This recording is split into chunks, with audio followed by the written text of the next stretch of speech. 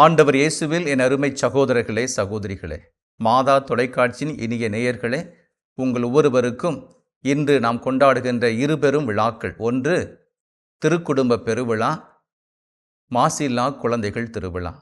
இந்த மாசில்லா குழந்தைகளும் திருக்குடும்பம் இணைந்த இறை சமூகம் ஒவ்வொரு குடும்பத்திலும் இறை அருள் நிறைவாக கிடைக்க ஒவ்வொருவருக்கும் இனிய நல் வாழ்த்துக்களை தெரிவித்துக் கொள்கிறேன். இன்றைய நாள் இறை சிந்தனைக்கு நமக்கு திருக்குடும்பம் அனுபவித்த துயரமான நிகழ்வுகளை எல்லாம் நமக்கு தருகிறது.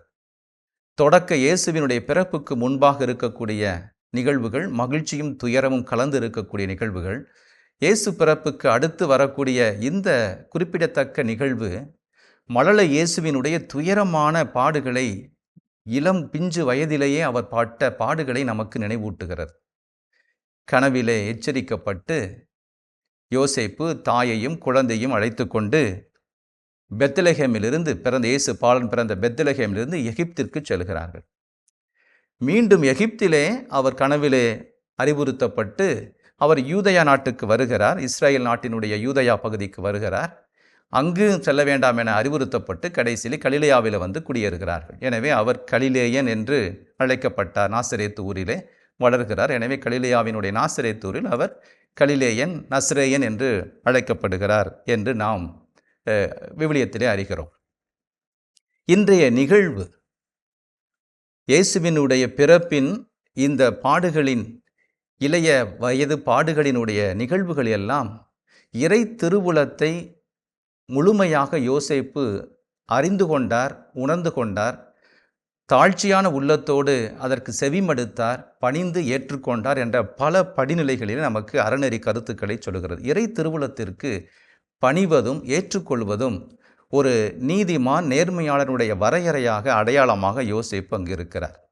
இந்த குழந்தையினுடைய துயரம் இன்று நம்முடைய உலகிலே குழந்தைகள் படக்கூடிய துயரத்தை அடையாளப்படுத்துகிறது. கருமுதல் கல்லறை வரை ஒவ்வொரு மானிடனும் சந்திக்கக்கூடிய துயரத்திலே கருவிலே குழந்தைகளும் இளம் பிஞ்சு பருவத்திலே குழந்தைகளும் படக்கூடிய வேதனைகளை நமக்கு அடையாளப்படுத்துகிறது. மூன்றாவதாக, இவர்கள் இடம் விட்டு இடம் புலம்பெயர்ந்து செல்லக்கூடிய எதிரிகளாக, புலம்பெயர்ந்தவர்களாக, ஆதரவற்றவர்களாக இவருடைய பயணம் 4 திசையும் சென்று வருகிறது என்பதை இன்றைய காலச்சூழலிலே போர்களாலும், பல்வேறு பிரச்சனைகளாலும், அமைதியற்ற சூழல்களாலும் மக்கள் நாடு கடத்தப்படுவதையும், எதிரிகளாக புலம்பெயர்வதையும் நமக்கு கண்முன் படைக்கிறது. இத்தகைய ஒரு துயர நிகழ்வைத்தான் இன்றைய மத்தேயு நற்செய்தி நமக்கு அடையாளப்படுத்துகிறது. மத்தேயு நற்செய்தி யூத மக்களுக்காக எழுதப்பட்டது. மத்தேயு எப்போதுமே மோசேயை அவருடைய ஒரு ஹீரோவாக அடையாளப்படுத்துகிறார். இன்று கிறிஸ்துவை, இயேசு பாலனை ஒரு புதிய மோசேவாக அடையாளப்படுத்துகிறார். இவரும் தன் உயிர் பிழைத்து தப்பி வந்தார் என்ற ஒரு செய்தியை அங்கு அடையாளப்படுத்துகிறார். எனவே புதிய மோசே மிகப்பெரிய ஒரு கொலைக்கள சூழலிலிருந்து தப்பி வந்த பாலனை நமக்கு புதிய மோசேவாக அடையாளப்படுத்துகிறார். இந்த ஒரு துயரமான நிகழ்விலே நாம் இன்றைய சூழலை சற்று உரசி பார்ப்போம். இந்த இறைவாக்கு இன்றைய நம்முடைய வாழ்க்கை பயணத்திலே மறைந்த திருத்தந்தை பிரான்சிஸ், நம்முடைய ஆலயங்கள் திறந்திருக்கட்டும், புலம்பெயர்ந்தோரை, ஏதிலியரை அரவணைத்து உள்ளே ஏற்றுக்கொள்வதற்கு நம்முடைய ஆலய கதவுகள் திறந்திருக்கட்டும், அடைக்கலம் கொடுக்கட்டும். ஆலய கதவுகள் மட்டுமல்ல, நம்முடைய உள்ள கதவுகளும் திறந்திருக்கட்டும் என்று அவருடைய மிக வலிமையான ஒரு சொல்லாடல் என்று நமக்கு சிந்தனைக்கு கொடுக்கப்படுகிறது. நாம் எதிலியரை ஏற்றுக்கொள்ளக்கூடிய மனநிலையில் இவ்வாறு நாடு கடத்தப்பட்ட புலம்பெயர்ந்திருக்கக்கூடிய மக்களை ஏற்றுக்கொள்ளக்கூடியவர்களாக இருக்கிறோமா என்ற ஒரு சிந்தனையை தருகிறது. நம்முடைய இன்றைய திருத்தந்தை லியோ நம்பிக்கையை அவர்களுக்கு விதைப்போம் என்று சொல்லுகிறார்.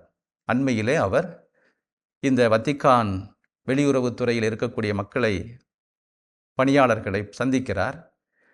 வத்திக்கான் இருக்கக்கூடிய ஆயர்களை சந்திக்கிறார்.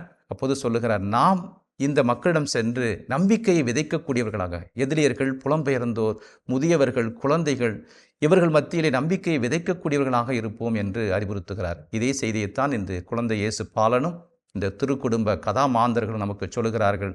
எல்லோரையும் அரவணைப்போம், ஏற்றுக்கொள்வோம். ஒவ்வொரு குடும்பமும் இறைவனுடைய ஆசிரை பெற்ற திருக்குடும்பமாக மாற இந்த இறைவாக்கு நமக்கு இன்னுமாக அருளை, ஆசிரை தரட்டும். அனைவருக்கும் இறை அருள் கிடைக்கட்டும். இயேசுவுக்கு புகழ், இயேசுவுக்கு நன்றி. மரியே வாழ்க.